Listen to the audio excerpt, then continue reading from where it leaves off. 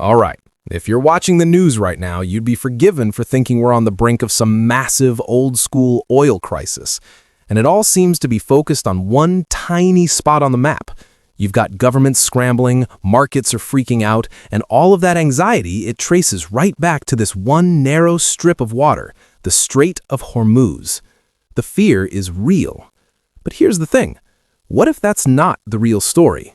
What if the headlines are missing the point? Because this isn't a story about a global crisis, at least not in the way you might think. It's actually a story about positioning. You see, an oil shock never hits everyone the same way. While some economies get absolutely hammered, others can quietly come out ahead. So the real question is who is positioned to win and who's about to lose. So let's start with the story everyone thinks they know. Let's talk about why this is considered the world's most important choke point.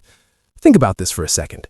Every single day, 20% of the entire world's daily oil supply has to squeeze through the Strait of Hormuz. That is a staggering amount of energy flowing through one tiny bottleneck. And yeah, this quote pretty much sums up the mainstream view. The thinking goes that any disruption here, any blockage at all, would just send catastrophic shockwaves through the entire global economy. End of story. But again, you have to ask yourself, is that really the whole picture? Or is that narrative based on a view of the world that's, well, seriously out of date? To really get what's happening today, we need to rewind the clock, because a lot of our fears about oil are basically stuck in a past that just doesn't exist anymore. Let's go back to, say, 2004. Back then, the United States was importing roughly 60% of its oil. 60%.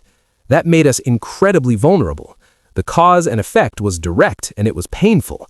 If there was any instability in the Middle East, our gas prices would shoot up, inflation would spike, and the U.S. economy would take a huge hit. It was a straight line from their problems to our problems. But then, everything changed. Something happened that fundamentally rewired the entire global energy map. The United States didn't just get a little less dependent, it completely flipped the script. I'm talking about the shale revolution. All of a sudden, new drilling techniques unlocked these massive reserves right here at home. And the result? Today, the U.S. is the largest oil producer in the world, period. And it's not just oil. Over the last decade, the United States also kind of quietly became the world's #1 exporter of liquefied natural gas, or LNG. We are talking about total energy dominance. Which brings us to the single most important question in this whole thing. If a disruption at Hormuz doesn't choke the U.S. economy the way it used to, then who does it choke? Because this is what's called an asymmetric shock. It doesn't hit everyone equally. So let's take a look at who is really left vulnerable when that oil stops flowing. This breakdown tells the entire story. A mind-blowing 75% of the oil that passes through the strait is headed to Asia, to places like China, India, Japan, and South Korea. And the U.S.? We take a tiny 2.5%. The exposure isn't even in the same league. So what this does is create two completely different situations. For the United States, a disruption is a price problem. Sure, prices go up globally, and that hurts, but it's manageable. For Asia, it's a supply problem.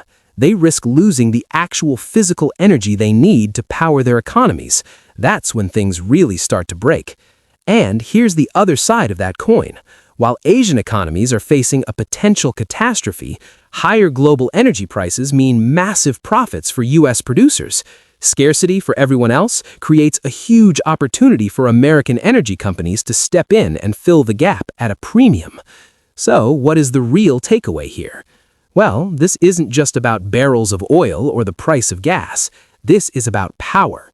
When you connect all these dots, what you're really looking at is an incredible tool of geopolitical leverage, the ability to withstand an energy shock that could cripple your rivals.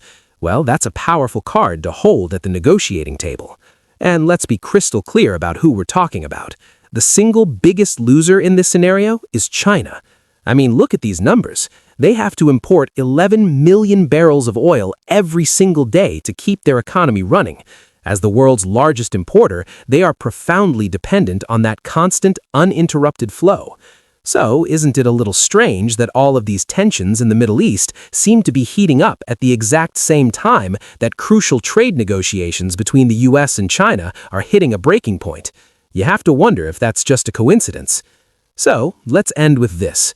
The next time you see a headline about an oil crisis in the Strait of Hormuz, remember what we just walked through. Yes, it's a choke point for oil, but the real story, the one that truly matters today, is that it has become a choke point for global power.